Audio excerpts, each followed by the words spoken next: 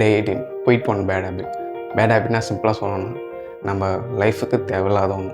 நம்ம day to day லைஃப்பில் நிறைய பேட் ஹேபிட் இருக்கும். அது பண்ணுறதால நம்ம டைம் வேஸ்ட் ஆகும், நம்ம மென்டல் ஸ்ட்ரென்த்து அஃபெக்ட் ஆகும், அது இல்லாமல் நம்ம ஃப்யூச்சர் லைஃபும் அஃபெக்ட் ஆகும். அது மட்டும் இல்லாமல் நம்ம டே டு டே லைஃப்பும் அஃபெக்ட் ஆகும். நம்ம இன்றைக்கி நிறையா பண்ணணும்னு சொல்லி திங்க் பண்ணி வச்சுருப்போம், பட் அதை போய் பண்ண முடியாது.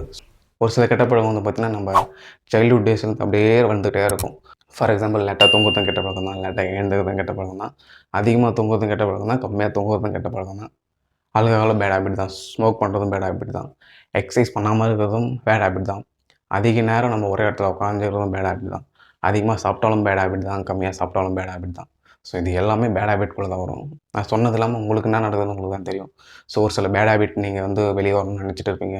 ஸோ பான் பார்க்குறதா இருக்கலாம், இல்லை சம்திங் லைக் எது உங்களுக்கு தோணுதோ அது உங்களுக்கு தான் தெரியும்.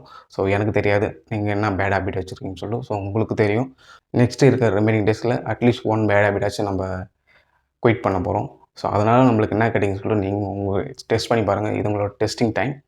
ஸோ அதை குயிட் பண்ணனால நம்ம என்ன பண்ண போகிறோம், ஸோ அந்த டைம் நம்ம எப்படி யூஸ் பண்ணலாம், அதுலேருந்து வெளியே வரதுக்கு எந்த ஹேபிட் நம்ம அதில் இன்ஸ்ட் பண்ணலாம். ஸோ அது மாதிரி திங்க் பண்ணுங்கள். நியூ ஹேபிட்டை அதில் எடுத்து போடுங்க.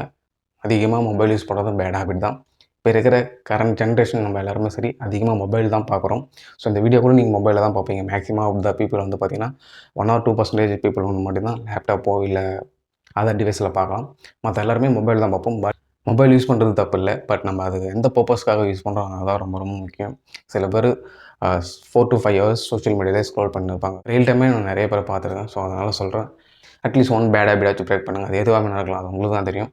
நீங்கள் சூஸ் பண்ண போகிறீங்க. ரிமைனிங்கிற 13 டேஸில் நீங்கள் அதை குயிட் பண்ண போகிறீங்க. நியூ இயர்லேருந்து அதை ரெகுலராக ஃபாலோ பண்ண போகிறீங்க. ஸோ அதுதான் உங்களோட இன்னொரு டாஸ்க். So must try. அது எதுன்னு சொல்லிட்டு நீங்களே செலக்ட் பண்ணுங்கள், நீங்களே சூஸ் பண்ணுங்கள், நீங்களே இம்ப்ளிமெண்ட் பண்ண போகிறீங்க. ஸோ நீங்களே ஃபாலோ பண்ண போகிறீங்க நெக்ஸ்ட்டு 13 டேஸ்க்கு. So must try. ஓகே, அவ்வளோதான். நெக்ஸ்ட் வேலை பார்க்குறேன். உங்களில் ஒரு